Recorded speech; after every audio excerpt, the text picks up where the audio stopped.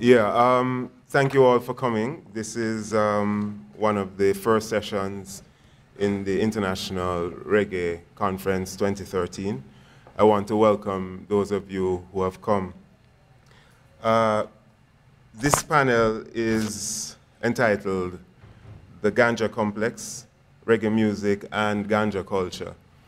And my name is not Christopher Charles. He was designated as chair, but he has, sorry, not Christopher Charles, Clinton Hutton was designated the chair. He has a clash at this time. So I'm going to, as one of the panelists, work the chair as well. I just want to use this opportunity to make a few brief comments about the panel and just to share with you what the logic and reason for this panel is. Now, some of you would recall just over a decade ago, the government of Jamaica, yes, our final presenter has just arrived, Miguel Stepper Williams. I just allow him to come forward. The government of Jamaica organized to have a Ganja commission, which was chaired by Professor Barry Chavans.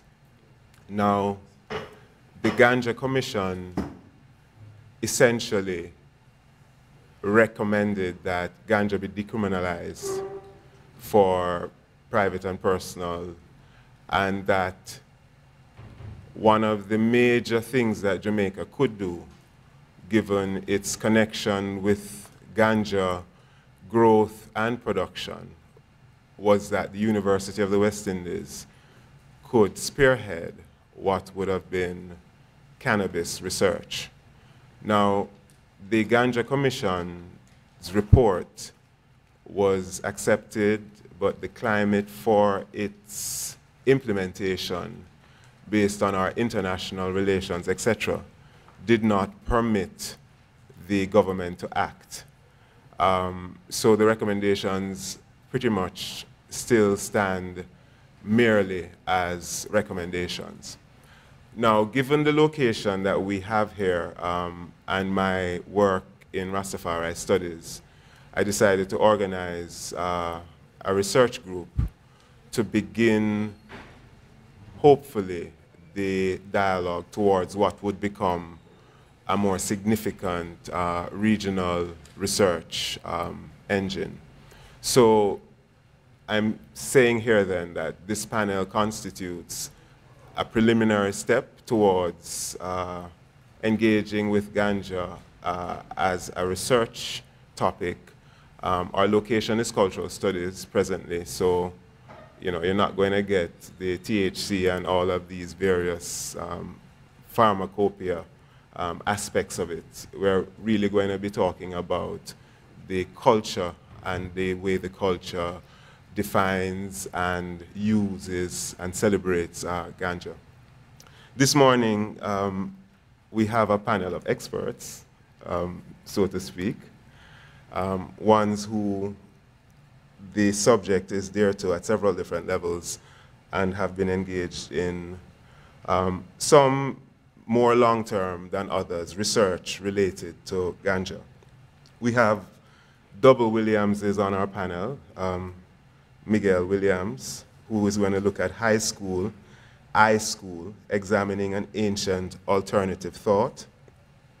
Miguel Williams is a graduate student in the Institute of Caribbean Studies, working on a PhD related to the work that he will share with us today. He's also well known in public circles as Stepper. In fact, he tells me it's Miguel Stepper Williams, so the program really needs that. Yeah, and we're glad to have him share with us today. Andre Williams, Ganja Talk, Mapping the Discourse in Reggae. Andre also could be described as an independent graduate student who has started work specifically on the music, but looking more widely at the cultural application of Ganja. Oral Taylor, Ganja and Achievement, exploring the A motivational hypothesis. Oral Taylor is a graduate in sociology, and has a range of research interests, with Ganja being something that he has currently interest and exploration in.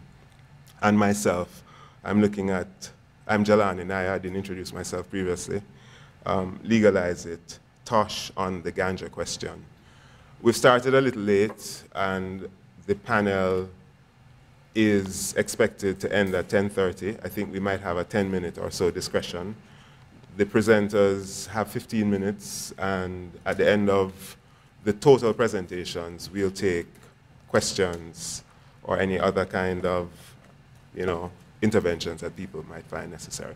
Thank you once more for coming. I hope you enjoy what we have to share. Yes, morning everyone. Greetings. Morning.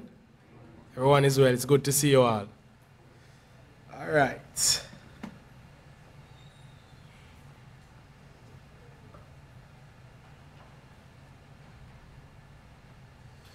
I'm going to start with a poem, the name of a title of a poem. I'm going to play it at best. And the title of it is That Plant, Yeah. Oh, in this one. Okay. All right. I get it now. Yeah. The title of it is That Plant. And I think it will speak for itself, and I will use that as an introduction into the work.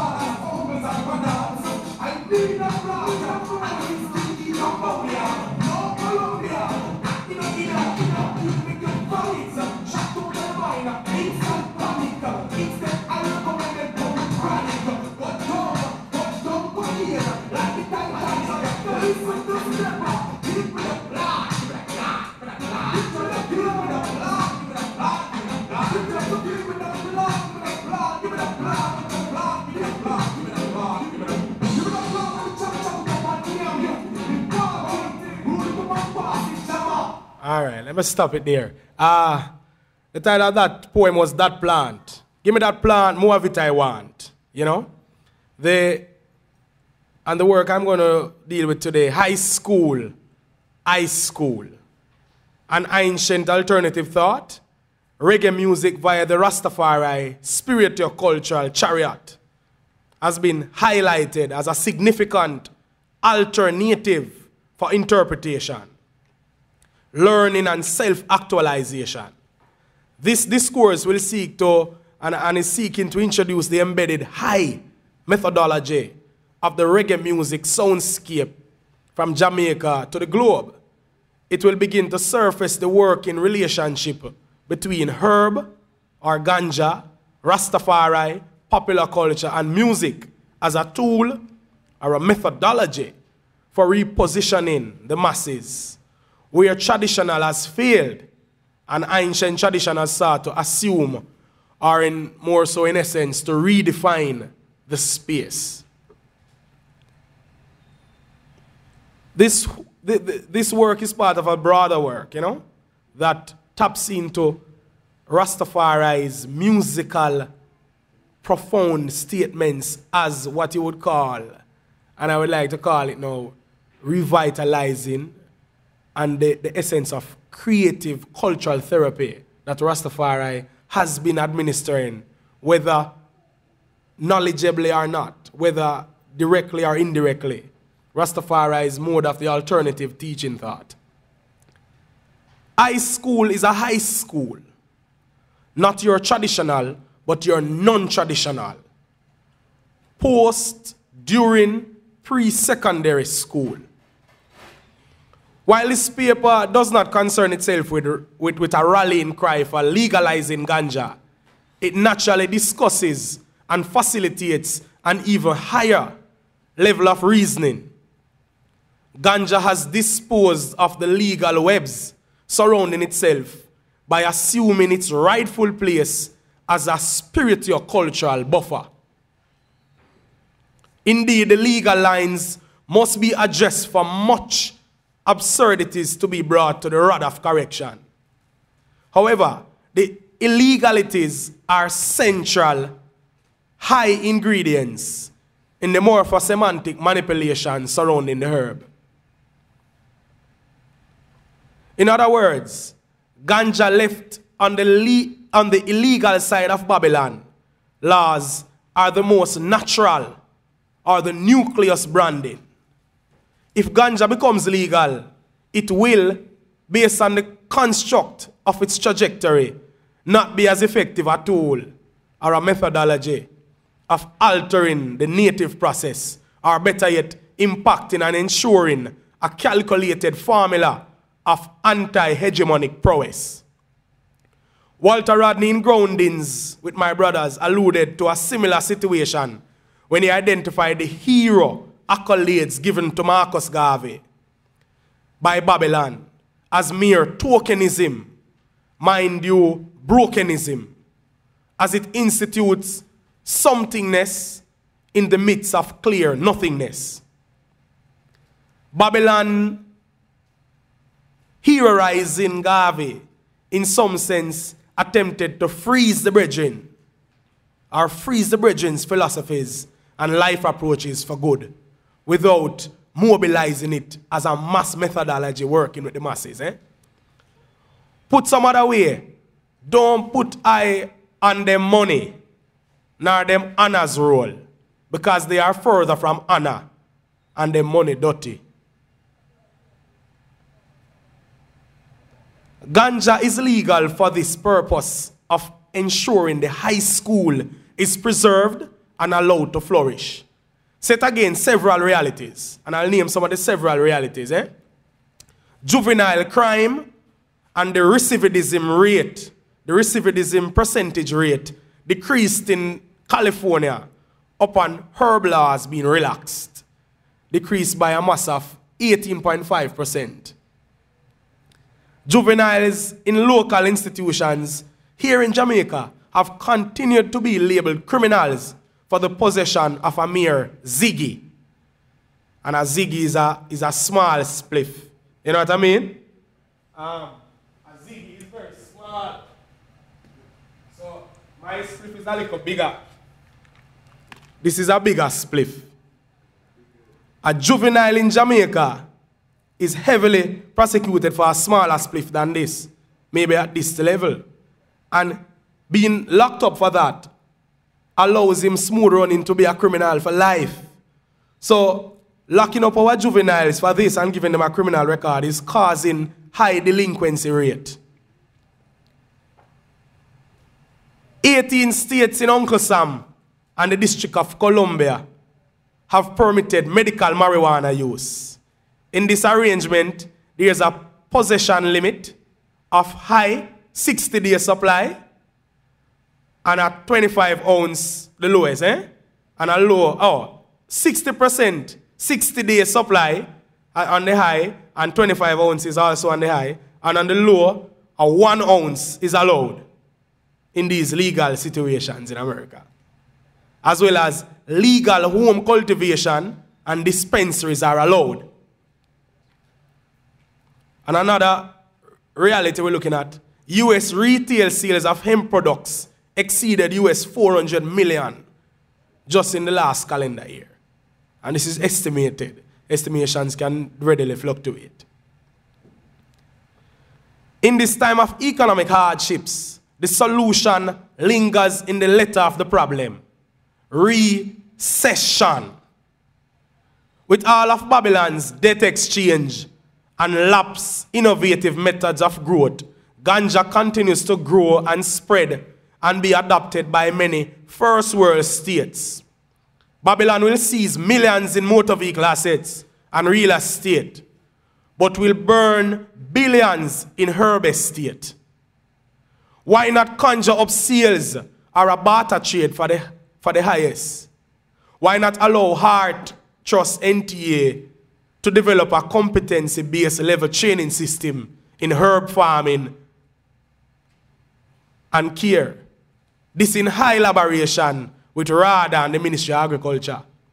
These are some of the options that the government could consider in this time to relieve some of the debt, that is happening in the country.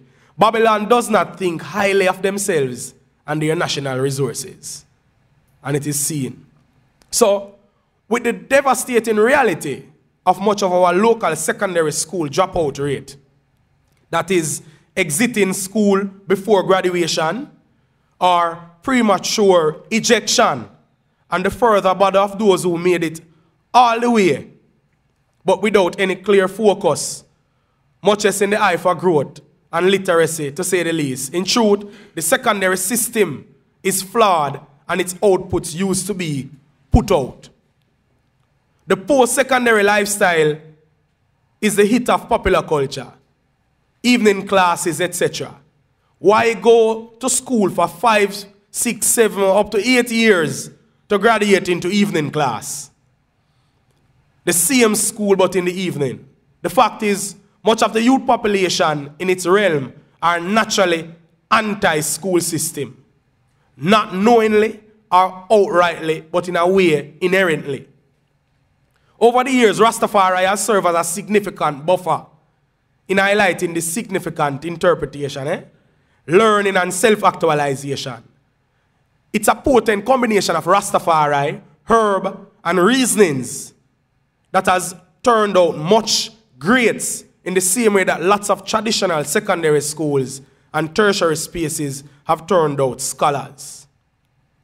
So in a sense, we are looking at Rastafari's connection with herb as each Rastafarian artist, every expounding of greatness in Rastafari is fueled by the herb methodology. My own work is not concentrating around legalizing herb for smoking purposes. Further, the works delve deeply into working with juveniles in the prison spaces and speaks definitively to eradicating any mindset of herb smoking, swapping it for education. Because that is how Babylon views the system, So, the work really delves into herb and the highlighting of the Rastafari pedagogy as a tool of creating a different alternative education system.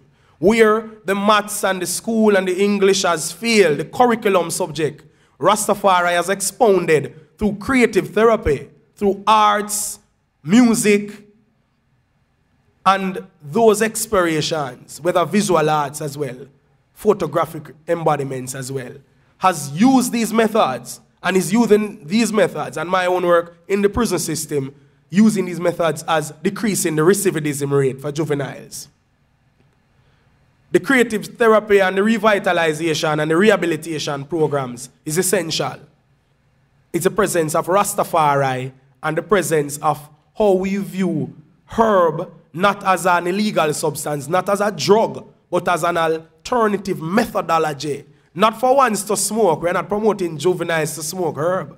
But the practitioners, the Rastafari pedagogy, compromise of Rastafarians, has been utilizing this methodology. Some noted facts, and the time is moving very fast. Some noted facts, and what we are moving on is more non-Rastafarians use ganja in Jamaica than Rastafarians. Popular culture's abuse of ganja and the bad naming has to be addressed. Because it is now in this moment that the popular culture is somewhere bad naming ganja. And the other alternative to focus on, and the scope to focus on, is within the youthscape and the popular culture, what I call the grabbing of ganja. The mixing of the ganja with what they call the grabber, the tobacco. And this, in essentially, the watering down of ganja and the watering down of the spiritual cultural connection of marijuana. The work speaks definitively to highlighting marijuana as a Rastafari spiritual construct and not just a mere fad in popular culture to be used and highlighted as being an abuser of juveniles. And to run and highlight and refocus some of the main projections we're working on in this body of work is definitely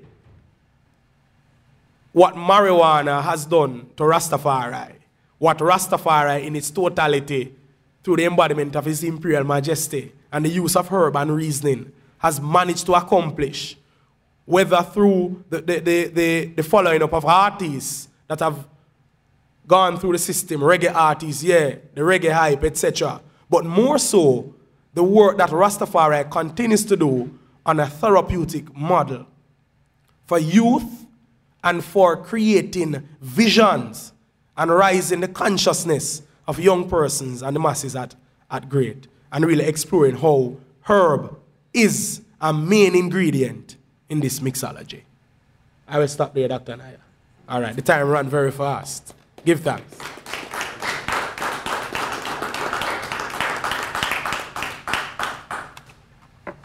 Yeah, we want to thank Stepper for sharing with us some of the spiritual, cultural, I don't know if I get it right, maneuverings that Ganja has facilitated in this space, and the notion of the high school.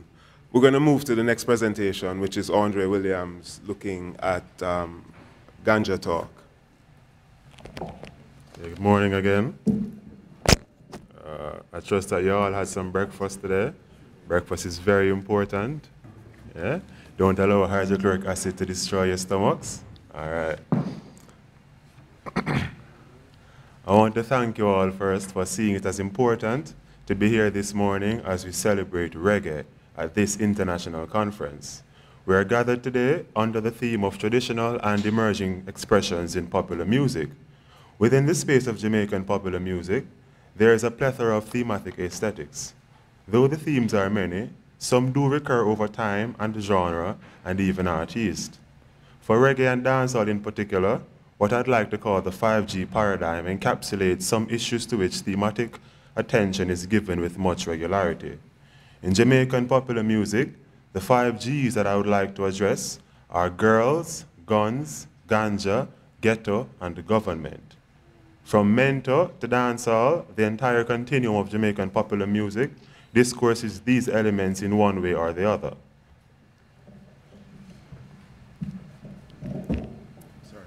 Teamwork, it makes the dream work. Okay, so as I was saying now, from mento to dancehall, the entire continuum of Jamaican popular music discourses these 5 themes in one way or the other. The G that I would like to focus on for this presentation is, of course, ganja. Toward this end, I'd like to spend the next few minutes sharing with you some seminal efforts that I've been making toward chronicling the ganja discourse within the context of texts offered by the artists who are practicing Jamaican popular music.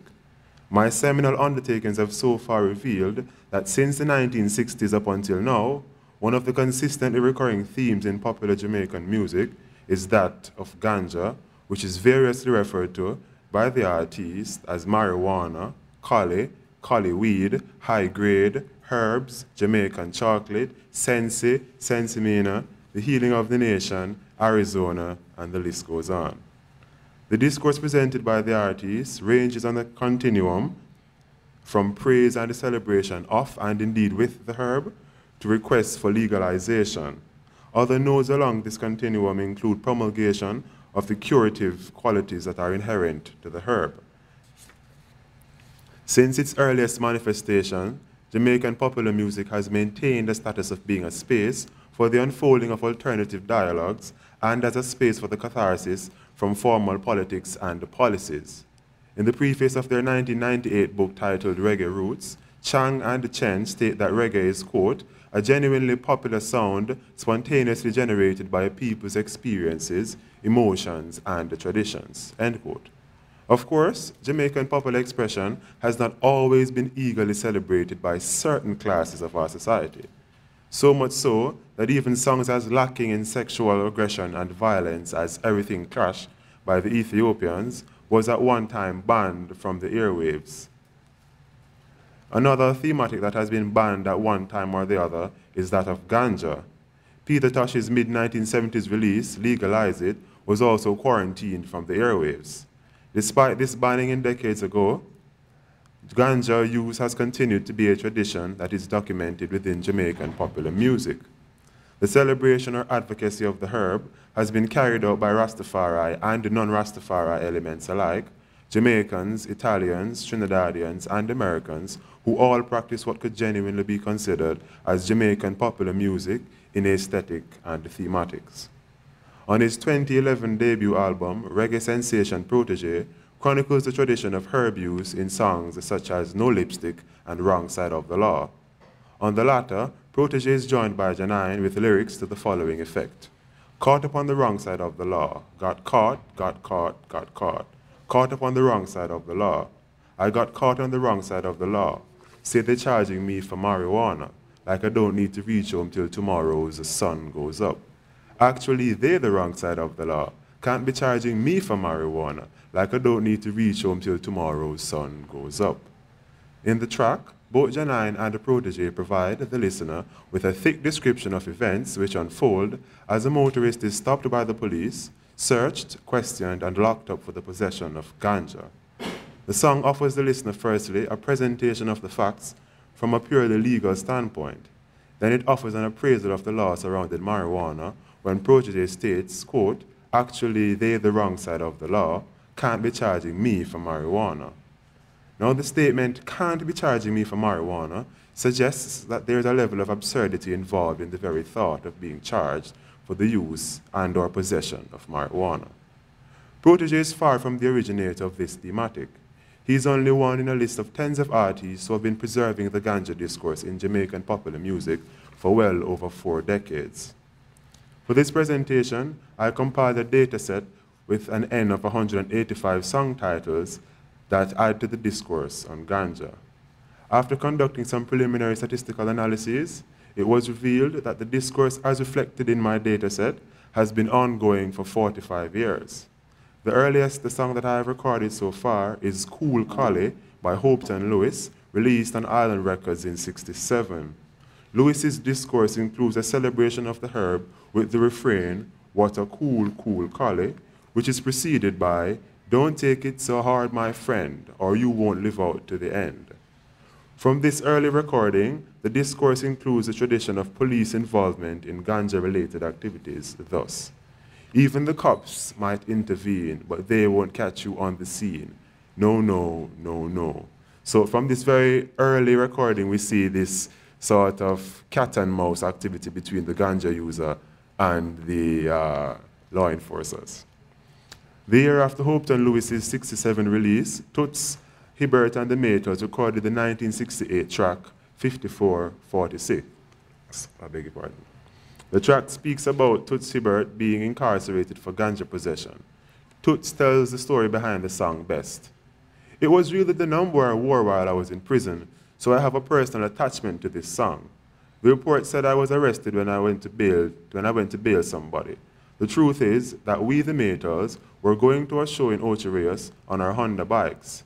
Jerry and Raleigh on his bike. I had a suitcase with our clothes and my bike back and was a little way behind them. Then a policeman stopped Jerry and Raleigh and they took them to Linstead Police Station to lock Jerry up for carrying an illegal pillion, I beg your pardon again. I rode with the luggage with our clothes to the station to go to bail them. The police tell me to go and get my manager, Ronnie Nasrallah, so I asked the gentleman to keep my suitcase since I could ride quick on the bike without it. And he said, yeah man, just put it down over there. So I went to town and come back with Ronnie. And when I come back, the police tell me he find herb in my luggage and was going to lock me up for possession. But he's not supposed to search my things behind my back. I'm not so stupid that I would leave ganja there in the police station. They framed me about the herb. I never smoked in those days, you know. I spent 18 months in prison at Tamarind Farm. Toots also says that he wrote the song to let people know that he was innocent, thus showing the use of the space of Jamaican popular music for catharsis. This discourse, as read from the body of cultural texts offered by the artist, presents firm advocacy for ganja use, ganja law reform, and what I would like to call industrialization by ganja and exportation. The texts offered by these artists consistently celebrate the powers of the herb in assisting one to reach higher heights and a deeper meditation. Between 1962 and 2012, there hasn't been a decade that has passed without the release of at least one ganja song. Of the 185 titles I've compiled, I have release years for 152 of them. Of these 152, 1.3% have been released between 1967 and 1968. Approximately 24% was released between 1970 and 1979, while the decade from 1980 to 89 accounts for 20% of the 152 songs I've compiled. The 90s accounts for 12% of the songs for which I have years of release. Between 2000 and 2009, 34.2% of the songs for which I have released here were released. 7.2% of the songs I compiled was released between 2010 and 2012. Some of the 70s releases that discourse ganja include famous tracks such as Kaya by Bob Marley and the Wailers, Legalize It by Peter Tosh, as well as Buckingham Palace, Easy Skanking by Bob and the Wailers, I Love Marijuana by Linval Thompson, and Herb Vendor by Leroy Horsemouth Wallace. Even Lee Scratch Perry made his contribution to the ganja discourse with his 1978 track titled Free Up the Weed. As the 1970s advanced, the thematic expansion of the ganja discourse ensued in Jamaican popular music. The discourse, as read from the body of cultural texts offered by the artist, presents 5 main positions on ganja. The first is a firm advocacy for ganja use, whether being personal or communal consumption. The second is ganja law reform. The third, what I'd like to call industrialization via ganja production. The fourth, deep meditation through the use of the herb. And the fifth, the use of the herb as a medicine. The texts offered by these artists consistently celebrate the powers of the herb in assisting one to reach higher heights. These 5 themes are identifiable in songs that were released in the decade of the 70s, as well as those released in the 21st century. The celebration of the herb was even taken to the official residence of the British monarchy by Peter Tosh in Buckingham Palace. Light up your spliff, light up your chalice, make you burn it in a Buckingham Palace. Tosh's advocacy for the use of the herb within the confines of the residency of the British monarchy is not wholly unfathomable when we look at the histories. Queen Victoria served as head of the British monarchy from 1837 to 1901. During her reign, she had a personal physician who served her for 30, the time is going so quickly, 30 years, by the name of Sir John Russell Reynolds. In 1980, he made a review of cannabis stating that, quote, "When pure and administered carefully, it is one of the most valuable medicines we possess." The 45 years of music that I have compiled maintains this position on ganja as an irrefutable medicine and as acceptable, even required for a healthy lifestyle. Numbered among these songs are Israel Vibrations, Herb is the Healing of the Nation, and Luton Fire's Natural Herb. Herb as the Healing of the Nation, or Medicine for the Infirm, or to prevent infirmity, is one of the recurring monologues that are presented through the texts of these songs. There are a few artists who even have this philosophy or thematic stated in the simple title or refrain, Healing of the Nation. This healing of the nation can often be read as a double entendre. The first of this double meaning is that the herb can actually be of medicinal value to citizens in the nation when used in its various forms. Israel Vibration, in their track, Herb is the Healing, states, it's written right there, it's absolutely clear that ganja herb is the healing of the nation. So don't have no fear and always be there. It's going to be here for enough generation. Later still they continue, using your science, laboratory resource, So many illness the collie herb cure. So why don't you give I the permit? Jacob Miller as well has used this refrain for one of his songs of celebration of ganja. On his 1978 Wanted album, he employs this popular refrain as a title for one of his tracks. In the song, Miller questions an unnamed minister of government thus: "Please, Mr. Minister, a word with you. Only take a minute, sir, so don't you screw. You no fight against the rum man, you no fight against the winehead, you no fight against the cigarette smoking, yet you know these things give cancer."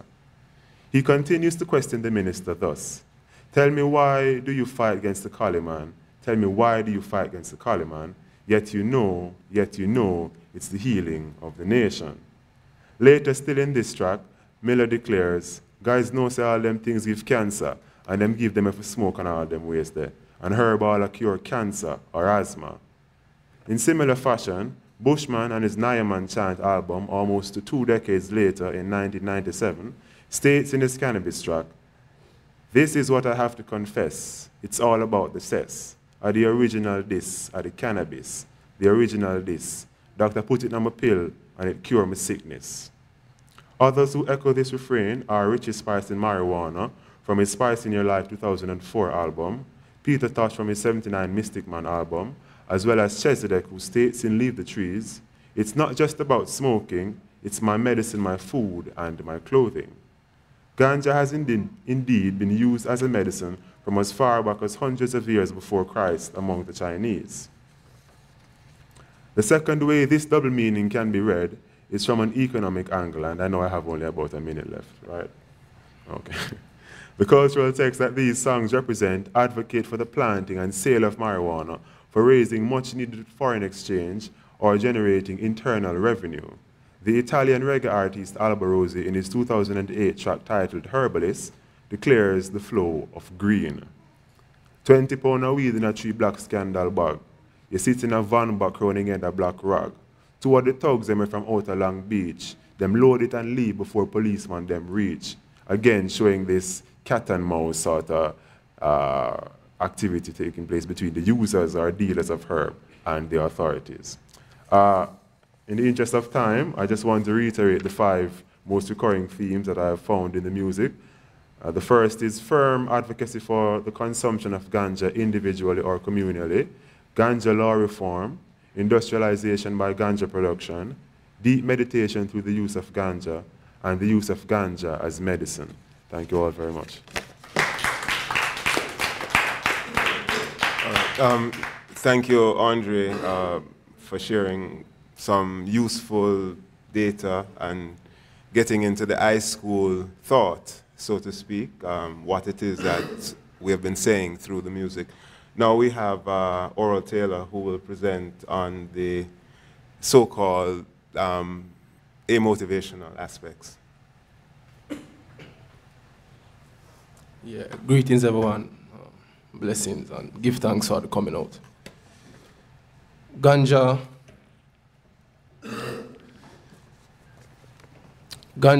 and Achievement, Exploring the Amotivational Hypothesis.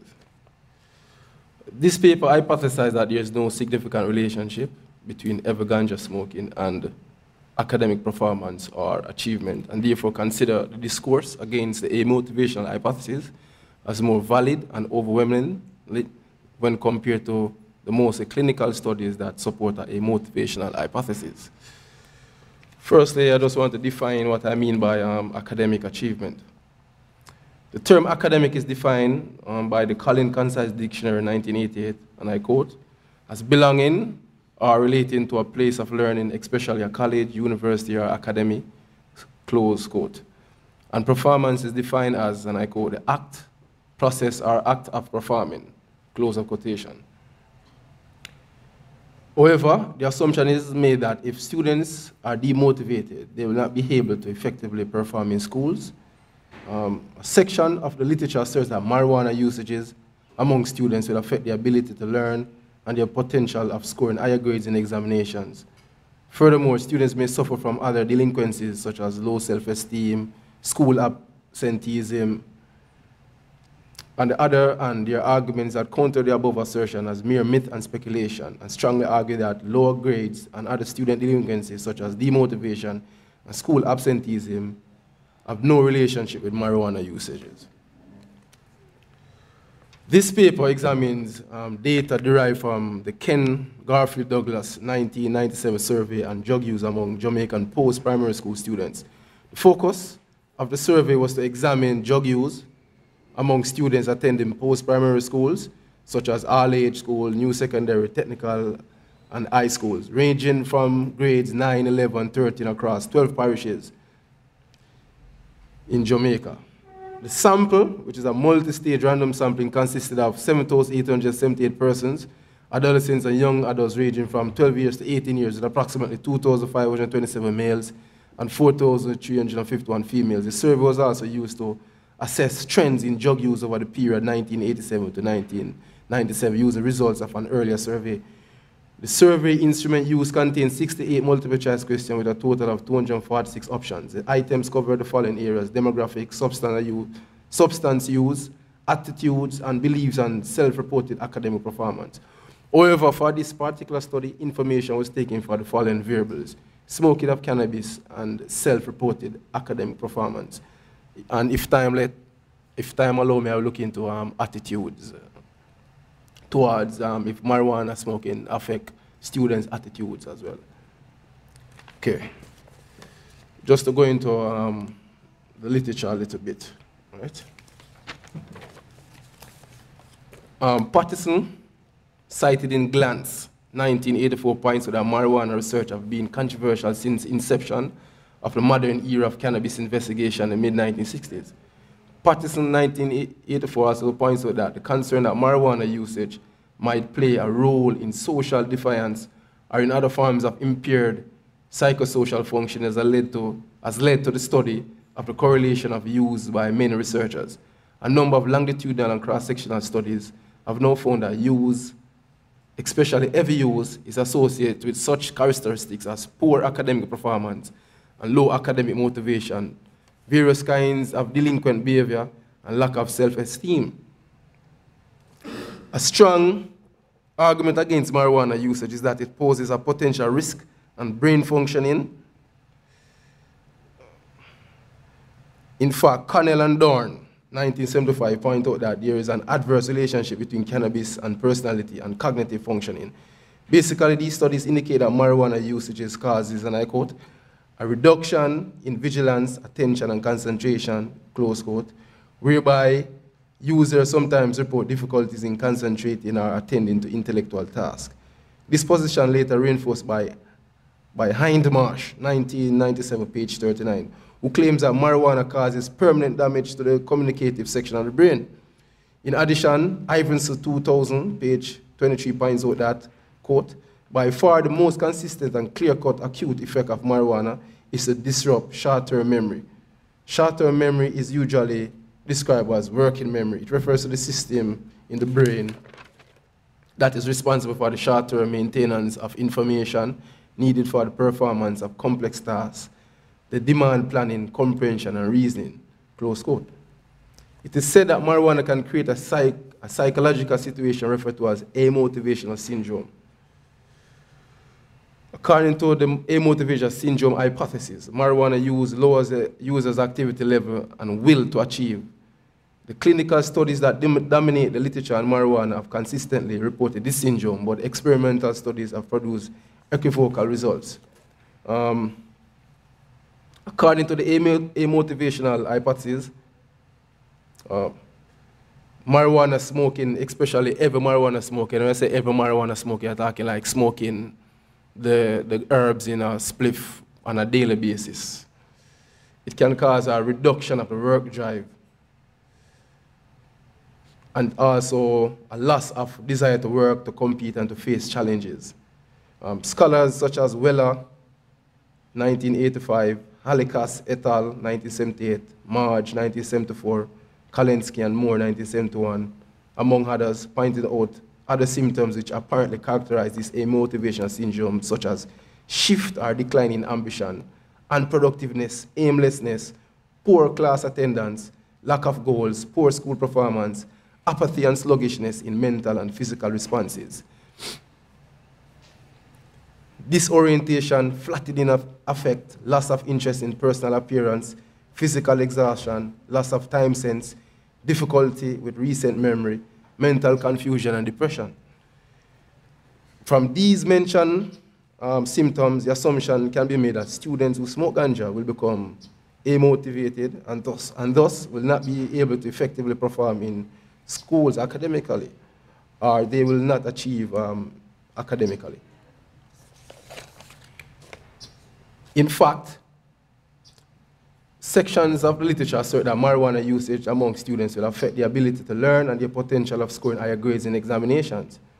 And this was forwarded in Patterson's 1984 and also in the Psychological Reports 1981 and was also mentioned in Chevron's report, the Ganja Report 2001.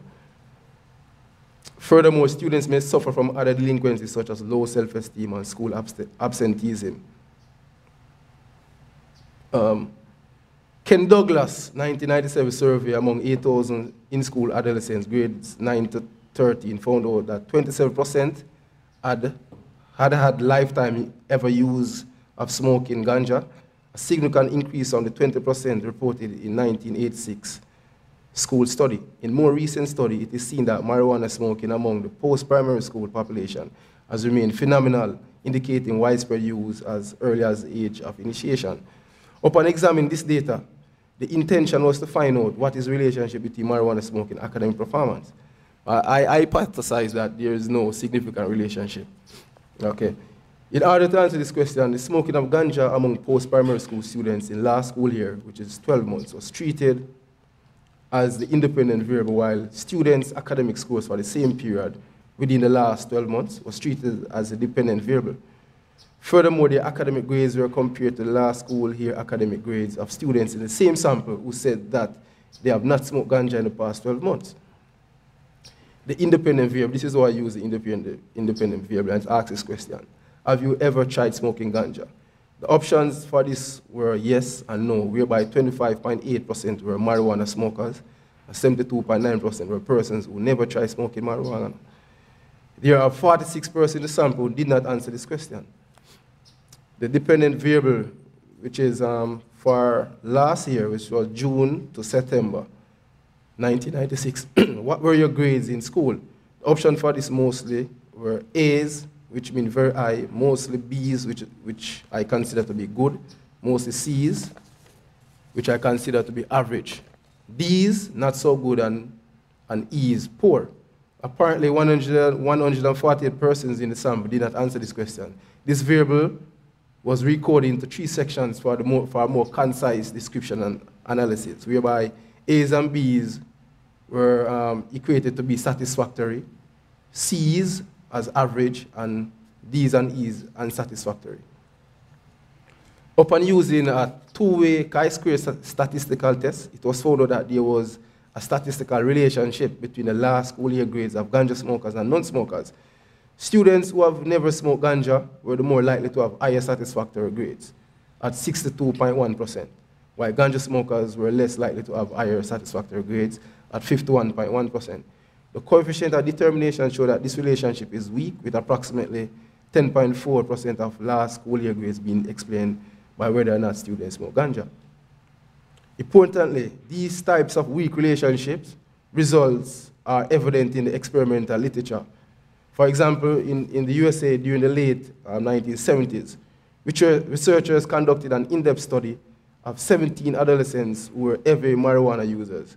All had academic problems and none were motivated to resolve them. However, researchers eventually found out that there were no evidence of a generalized lack of motivation or ambition among these adolescents, and many had rejected traditional standards of educational and occupational success.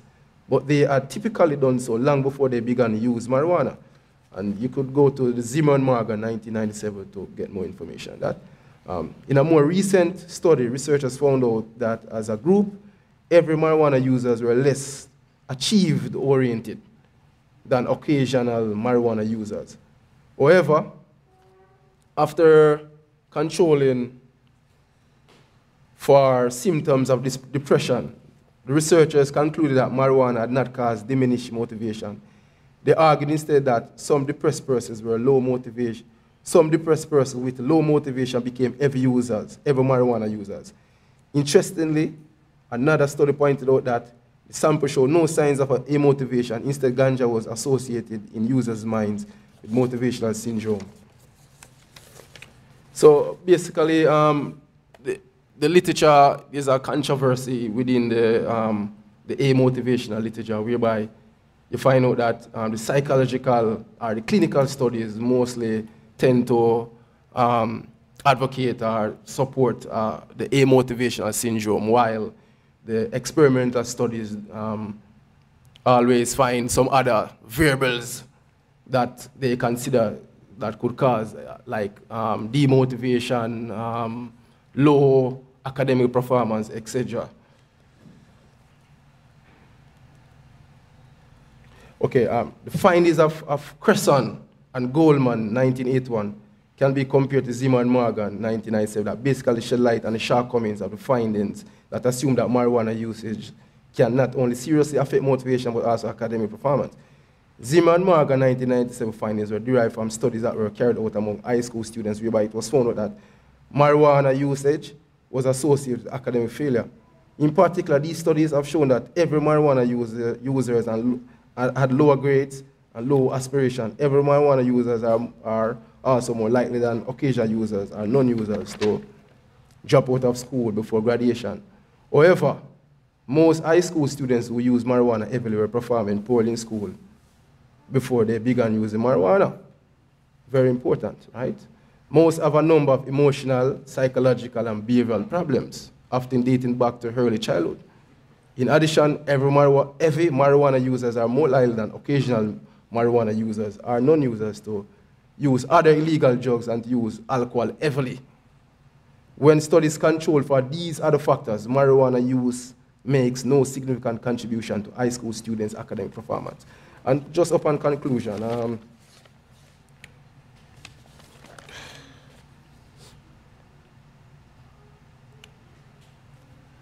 during my evaluation and assessment of the data, the Ken Douglas data, right, and manipulating the data by singling out in cannabis and academic performance, I found out that there was no significant threat to our students' ability to perform in schools, both academically and recreationally, when compared to students who do not smoke marijuana.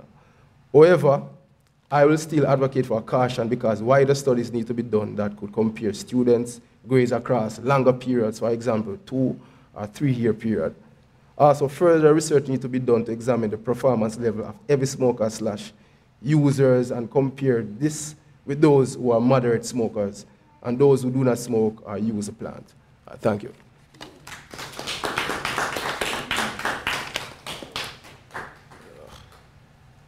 Yeah, thank you, Oral Taylor, Gabriel Medin, for the insights into how it is that the herb is fought through research as well, research which we know how that is.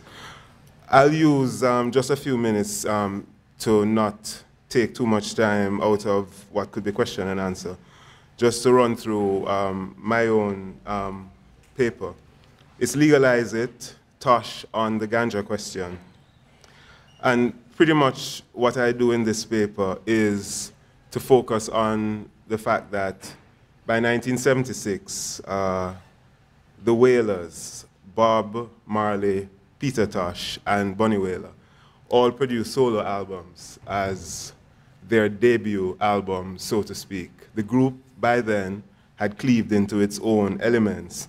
And my argument is that these solo albums stand as major tomes, almost like their declaration, for want of a better word.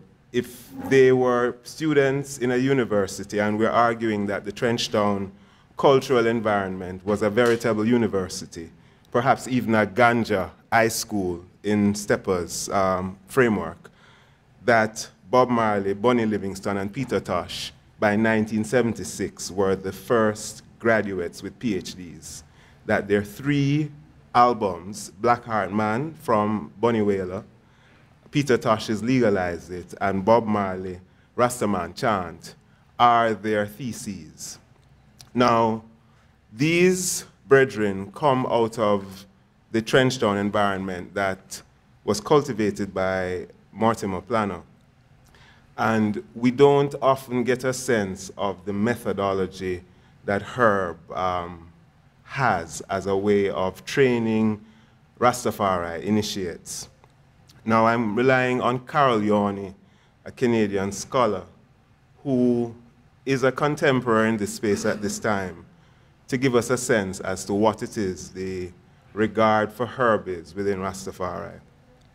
She says, the Rastafarians of Jamaica say that God is a living man and that Herb is his gift of love, the healing of the nation.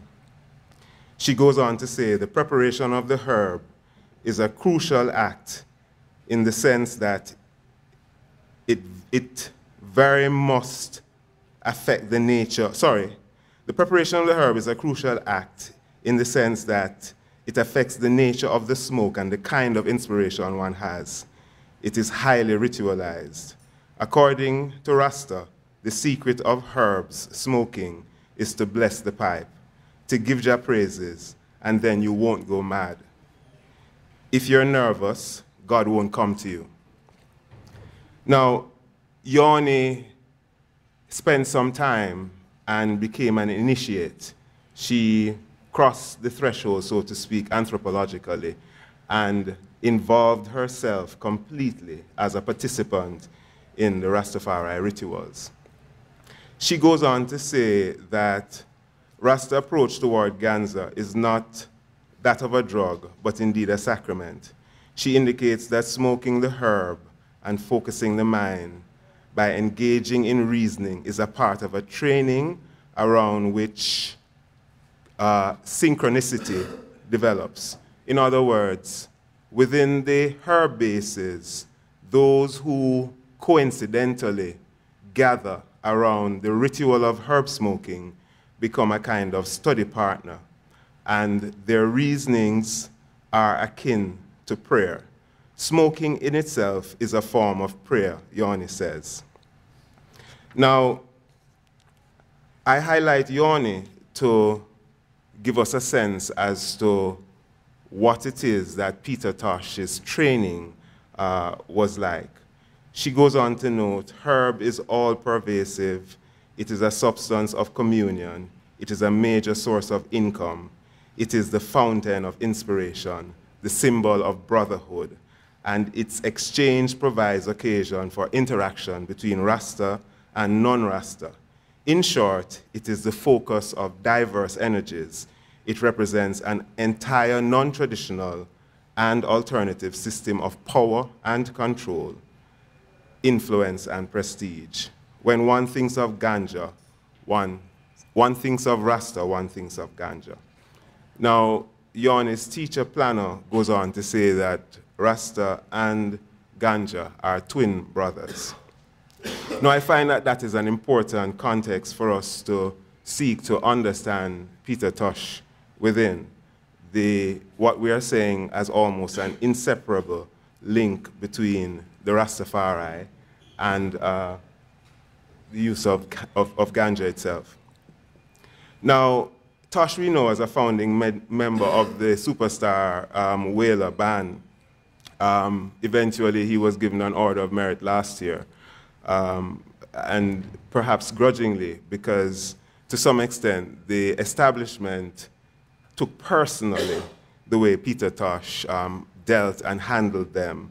The famous peace concert when Peter Tosh more or less assaulted the political directorate. One could say he struck off their ears with his bad words, and Bob Marley had to do the magic of putting the ears back on symbolically when he brought the leaders together on stage. Peter Tosh is most remembered as confrontationist and also very much the man who was intolerant to the system itself. which he called Babylon System. Now, I return to Yoni to understand the way that Peter Tosh developed as a Rastafari leader. And she has a framework where she suggests that within Rastafari, leaders are either teachers or preachers, and sometimes they combine elements of both. And there is often a continuum from teacher to preacher. The teacher she considers as the generative, the one who has original ideas which stimulate fresh thought and ideas. The preacher comes with the iterative, the more repetitious, biblical-driven discourse that is used in a way to teach and share. Now, I would say that Peter Tosh, unlike most artists, and she goes on to say that within the expression of Rastafari, it is the iterative or the preacher that we hear in the music and in the foreign sense. The person who has a few songs and a set routine that is not digressed from. While Peter Tosh was very much different. He not only had that iterative text through his music, but he often broke into lectures, which he was quite famous for.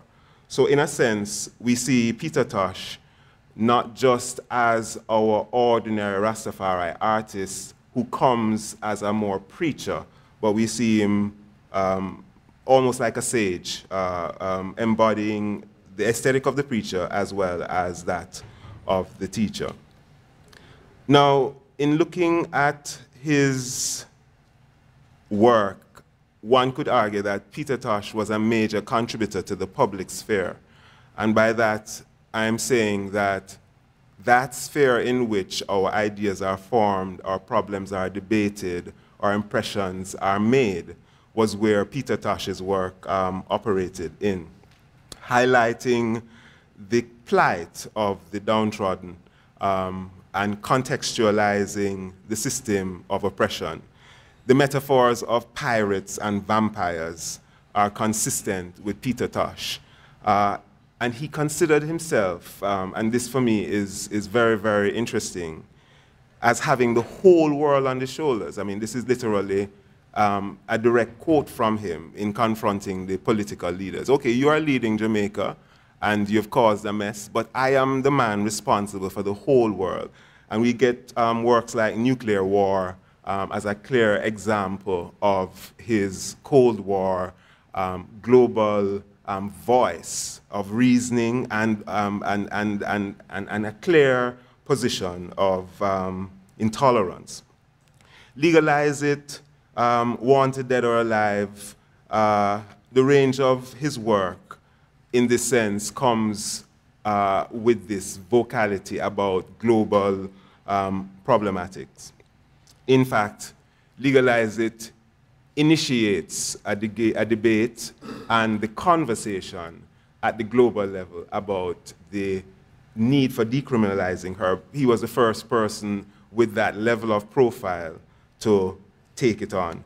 According to his manager, Herbie Miller, when Peter Tosh toured, based on his advocacy for herb, ones were consistently coming to meet him as a kind of leader of the faith itself.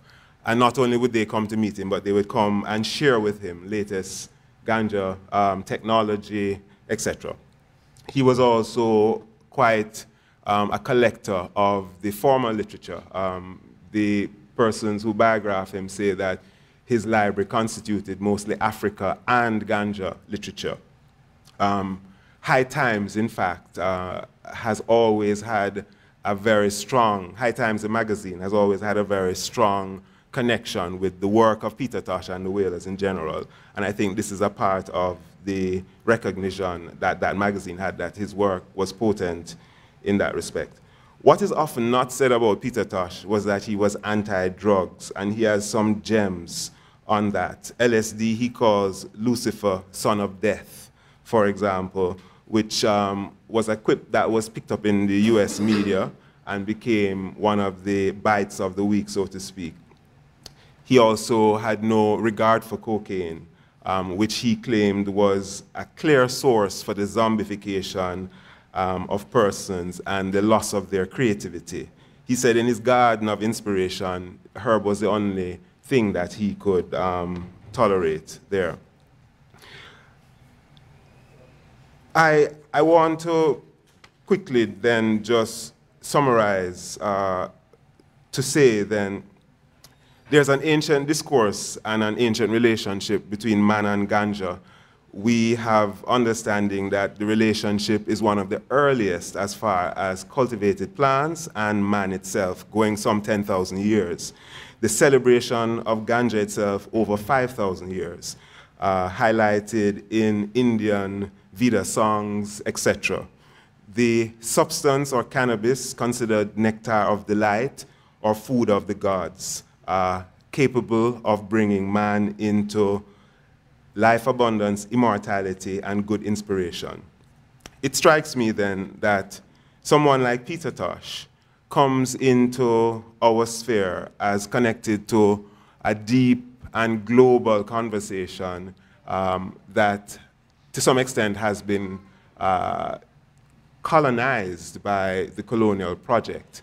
And by that I'm saying the understanding that the pre-colonial world had of cannabis and its usage was that of a substance of the gods used to commune with the gods. And interestingly, the work of reggae music comes and reconnects with this in spite of the void created through colonialism. I'll stop there and open for questions. Thank you.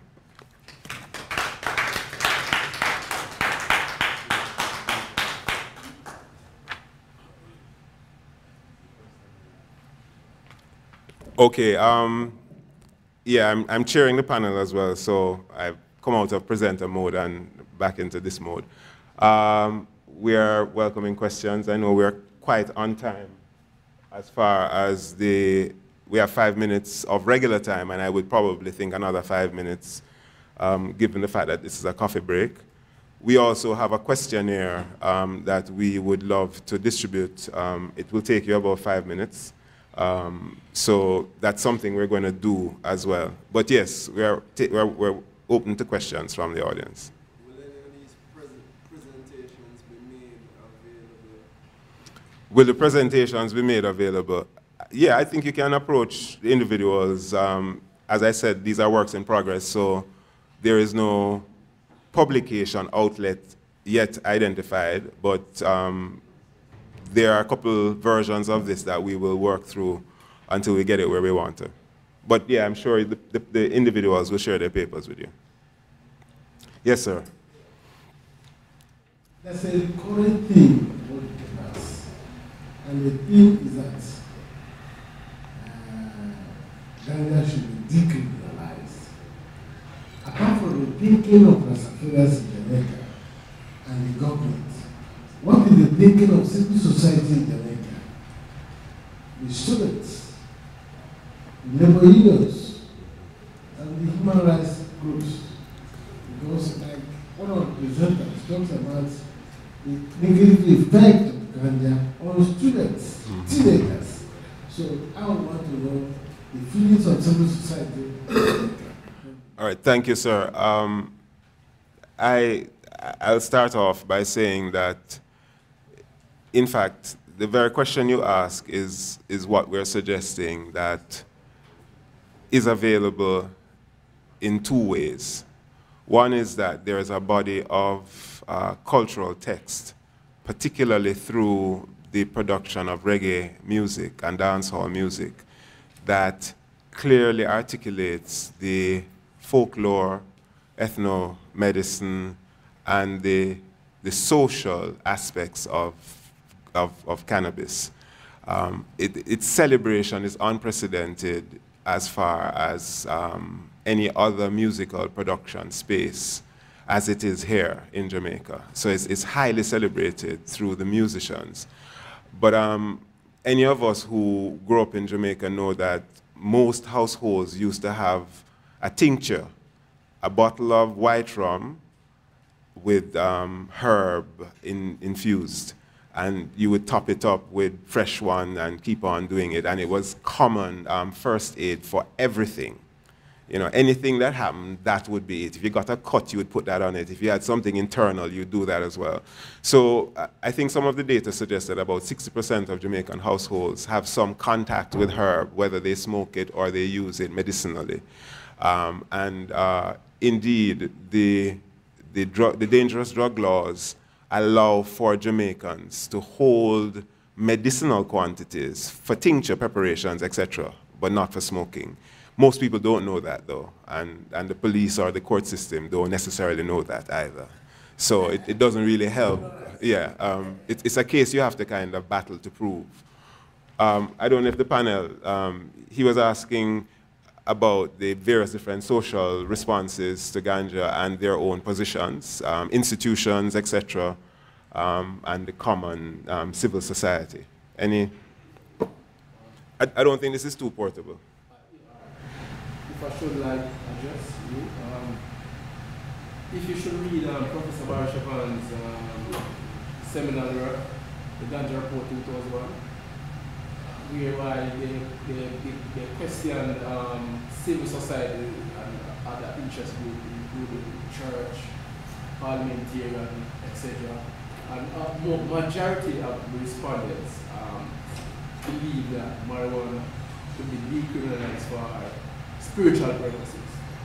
For spiritual life, for example, Rastafarian smoking, use. So they believe that it could be decriminalized for that segment of the population. And as it relates to teenagers smoking, right? The evidence kind of controversial. There is no definite conclusion as it relates to the effect that smoking weed will have on teenagers. A matter of fact, the sexual literature points out that the effect is not lasting.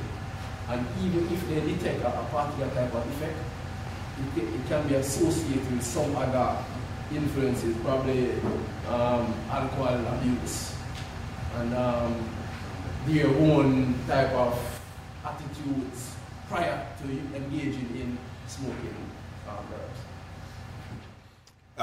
There's also what is not has not been highlighted through the panel, that the data suggests that in our population where herb is so accessible, the alcoholism is less among young people in terms of admission to the psychiatric wards, etc. In other islands, it's like 10 times higher than what we have obtaining in Jamaica. So in a sense, there is a space, I think, for great exploration as to how it is that this herb, relative to other attractive influences that young people have, become something which is perhaps quite harmless relative to other things. And the point he made about the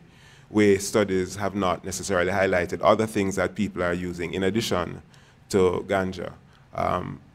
Child who abuses ganja is likely to also be abusing cigarettes and alcohol, partying, and all of that, which doesn't lend itself to any consistent kind of performance. So the fact is that the herb research has been, somewhat skewed in its totality. And we really think that our Rastafari is contributing a kind of research that the person you are the source of the experiment.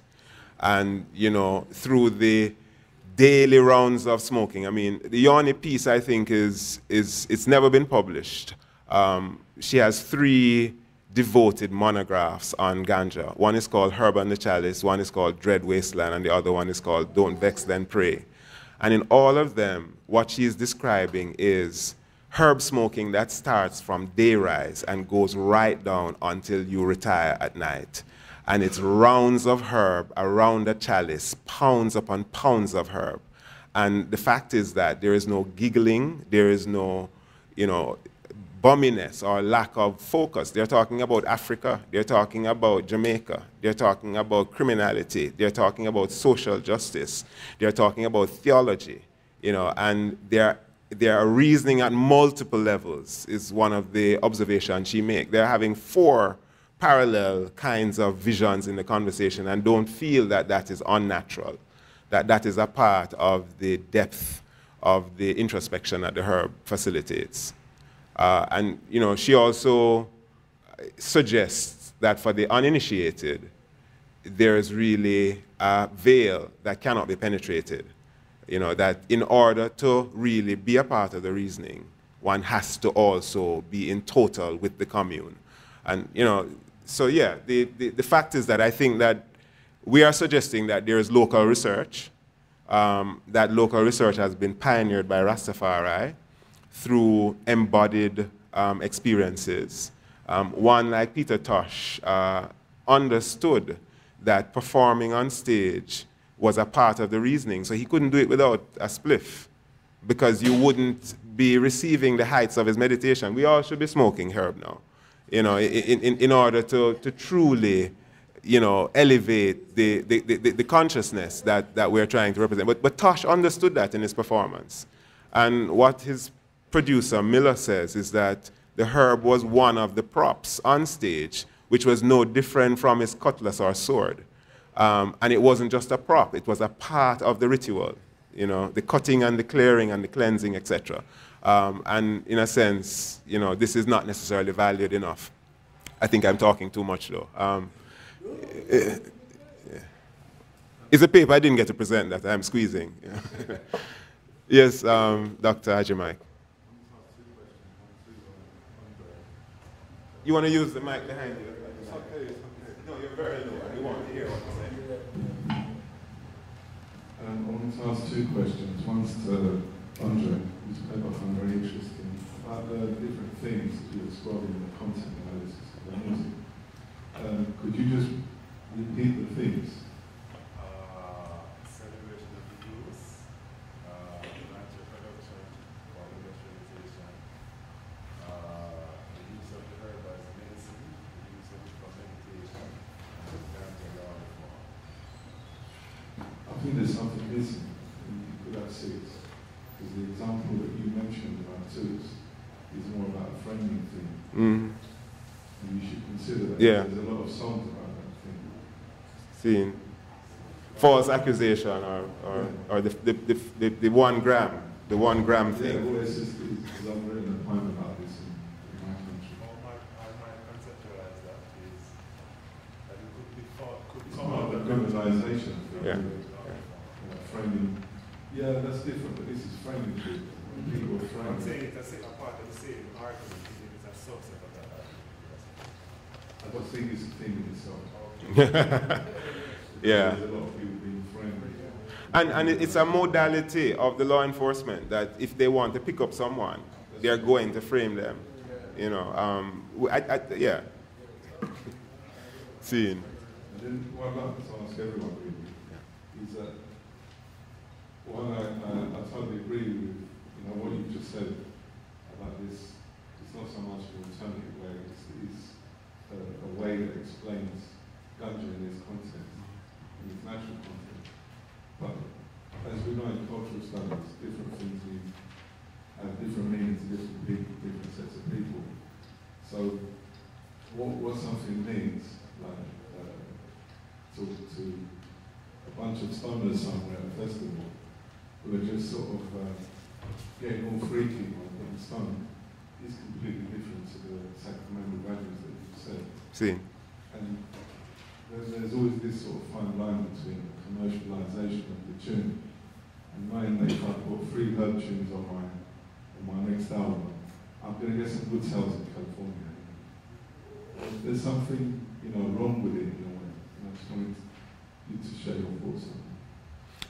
I will start off by agreeing with him in the sense that your data suggested in the last 15 to 20 years, we've had about 60% of that production. And meaning that there is clearly purchase now in making a Ganja hit tune. which I think is what Stepper was cautioning about, you know, that here it is, this is, in fact, the problematic he raised is one that I think was something that was interesting.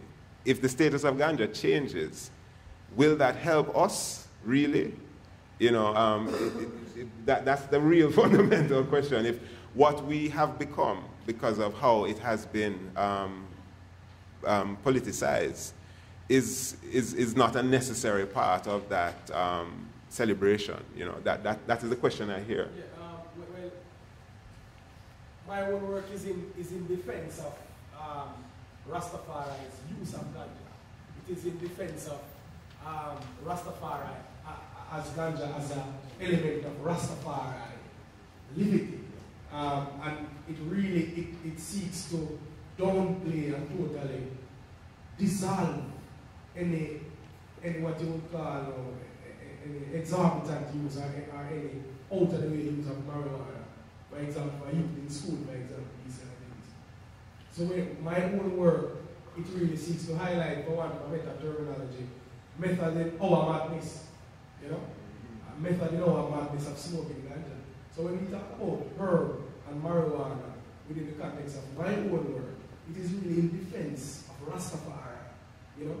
And it becomes at a point for us to write about ourselves and document our own grassroots knowledge of what we are involved in. So you will get other ones distorted the views about ganja. You know, for example, the Reggae is definitively stating that, listen, don't blame ganja on everything, and that is what is happening. The system is blaming. When a youth is on the corner idling, they say, yeah man, all them out there smoke ganja. All out there do abuse ganja. Ganja man abusing. They are the ones abusing ganja. You know, so it is in defense of I and I heard. And that is why I am writing. You know, I am trying to get people to stop giving ganja a bad name. You know, and to really recognize it that it is the individuals who in themselves are bad. The herb is not bad. The herb by itself, it is quite good. You know, so it is my own work is in defense of Rastafari's totality and embodiment of ganja. You know what I mean? Yes.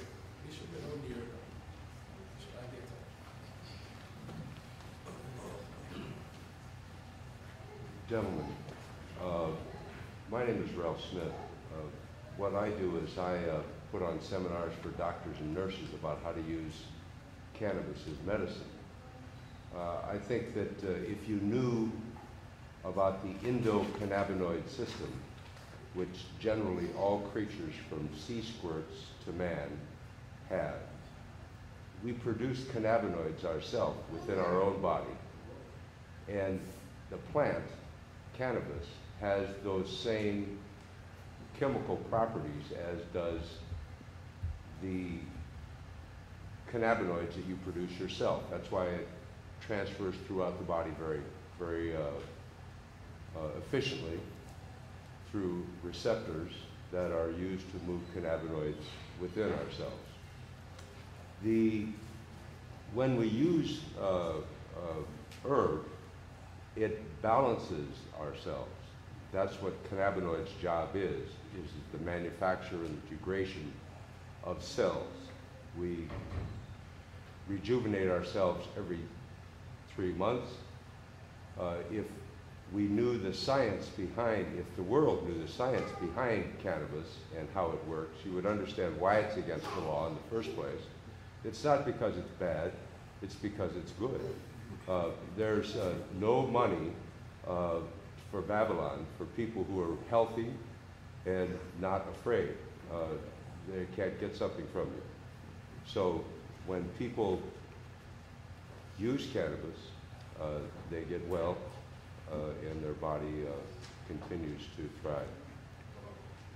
Thank you much, Ralph.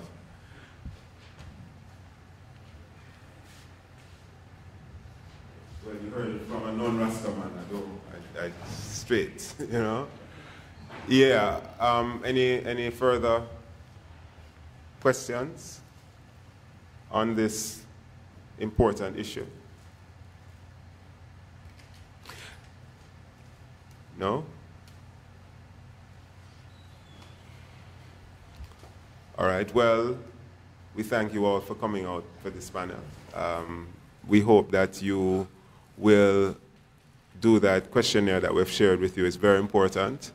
The work is really trying to create a data sheet that can inform the national and international conversation. I think the pattern of usage has changed in Jamaica over the last 20 years, and I think that this data can help to start giving us those indications. Yes, sir? So is this a means of advocacy? What is this? This is a means of education. So, and is education advocacy? well, in a way, yes, because without education, without knowledge, you can't. Well, let me tell you something. What Peter Tosh actually said was that in his Bush Doctor album, let us legalize it. It will solve our problems. And then he goes on to suggest, long before medical ganja was a big thing, that Jamaica, right here in Jamaica, we can have this medical ganja legally, and that would solve our financial problems. This is when we're approaching the IMF, etc., mid-70s. Andre, there is a song. Well, it's not really a song, it's more like a skit by Prince Buster.